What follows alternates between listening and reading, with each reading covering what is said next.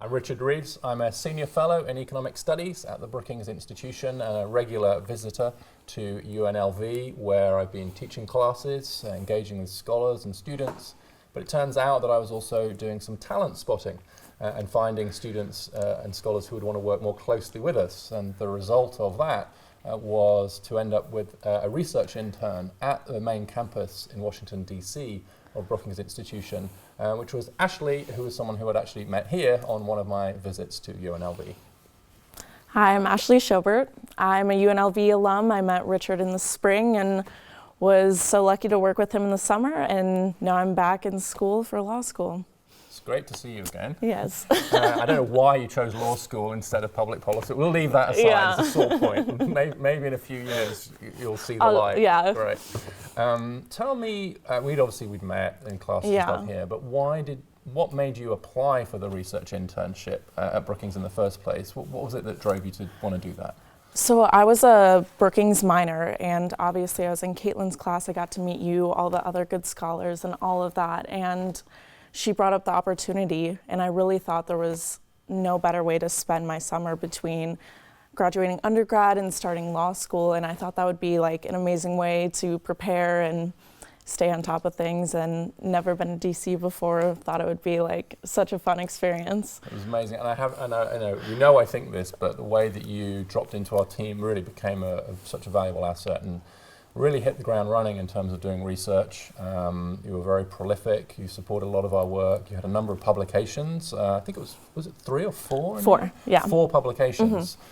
With your name on that came out in Brookings during a time which it must be a record, just in terms of, and that's a sign of the productivity that you had while you were there. So we were thrilled to be able to work with you, get to know you a little bit here, but then bring you to the main campus and for you to work alongside our team. So what did you get out of it? Did it live up to your expectations? I mean, obviously I'm here, so you have to say it. But no, it honestly surpassed my expectations. I had never had really an internship or work experience, but I thought interns would kind of be, on the lower level of things. I didn't think it was going to be so hands-on, let alone have my name published on one piece, let alone 4, but it surpassed my expectations completely. Right. Had a great time. Well, I think that's an important point, because we're hiring research interns, right? And so sometimes the words can get in the way, and I think there's a view of intern as the person that gets the coffee, gets the dry cleaning, whatever. But we don't bring people with your skill set from places like UNLV to come and get the coffee.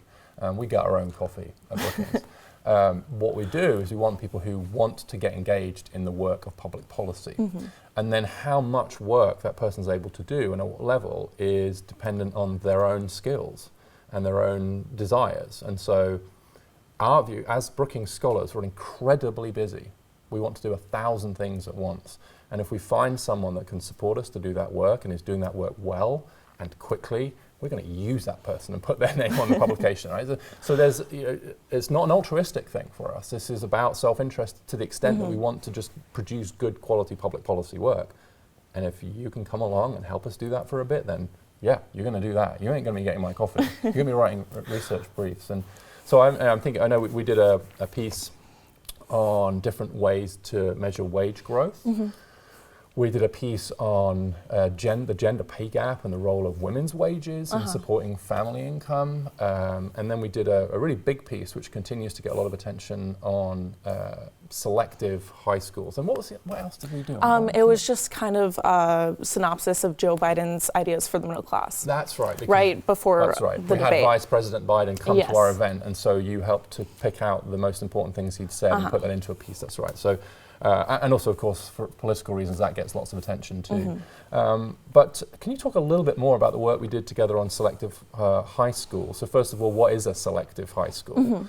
And what was it that we were trying to get at in the research that we were doing? So a selective high school is a public high school, but it has selective criteria, and a lot of these high schools are very competitive, and they're in areas that don't necessarily have good public high schools. So the parents see the stakes as being super high for their children.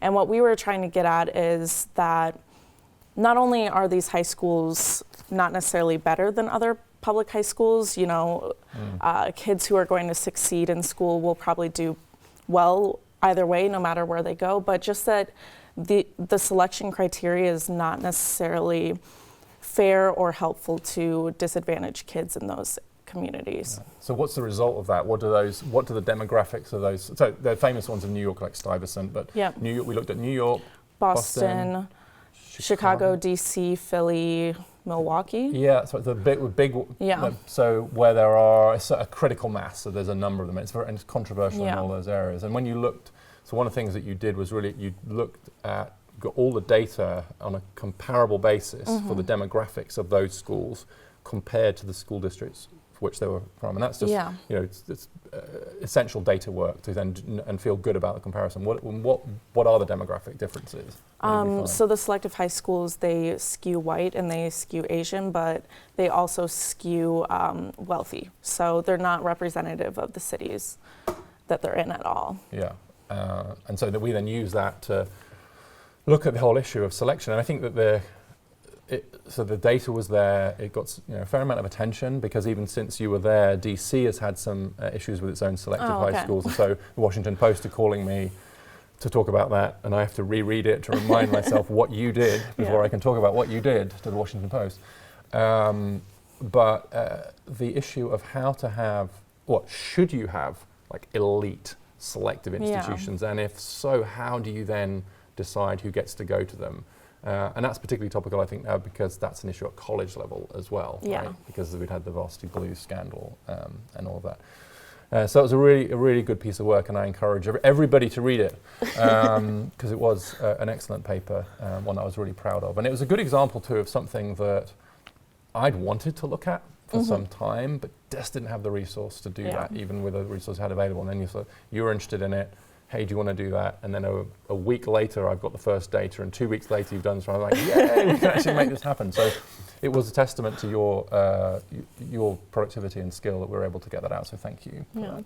And what were the highlights for you in terms of the work? You've talked about it generally, but were there particular things that you did that kind of stood out to you? So when you look back on this kind of from a bit of a distance now, what were the bits of the experience that you enjoyed the most? I just love like how incorporated the team is. So everyone's kind of doing their own research projects, but people all collaborate and get in on things. So it was nice as someone who was only there for a little bit of time for everyone to kind of include me in little ways in their research. And I felt like I could help or contribute to all these different research areas and learn about so many different things. Yeah, well, that's the way that our team really tries to work, so I'm glad you felt that. And one of the issues that we have with people who are visiting for short periods of time is where they sit, so I think we had to keep bouncing you around. But you ended up in Isabel Sawhill's office, right? And Isabel Sawhill is one of the most senior and experienced scholars at Brookings. She's been a very long time. She's a huge name in the field. And I think that people would sometimes come in looking for Bell, Yeah, right? they were a little confused for a bit when I was sitting Bell there. Sawhill. But it's a corner office on the 7th floor. It's one of the best offices in the building. It's a huge office. It gave me great delight to put you in there and see people coming in and go, you're not Bell Sawhill. Yeah. And then I have to mention one of the skill sets that you didn't have when you came. So you had good research skills and writing skills. But, but at the end, we decided, partly because we'd had such a great time working with you, that we would have a golf tournament to see you off, a mini golf tournament, I should say. There is a bar in DC that has an indoor mini golf course, which is great. And we took you there, and what do you think of your performance on the mini golf course, Ashley? Just give us a sense of your skills. Yeah, I could have done a little bit better. Ended up in the losers bracket after round one. Yeah, we didn't call it a losers bracket, though, do we? We called it a development team or something like that. Yeah, but something that was a nicer name. But so it's the only feedback I'd give you, really. I think is that on everything else, just stellar performance. But your mini golf game, it really needs a bit of work. And future interns, like really practice your putting. There's a golf course here, just get some putting. I mean, who'd have thought? You don't want to embarrass yourself on your last day of work. It was fun. We had a great time with you. Yeah, Thank you so much for coming, and I hope that others will follow in your footsteps. Me too. Great.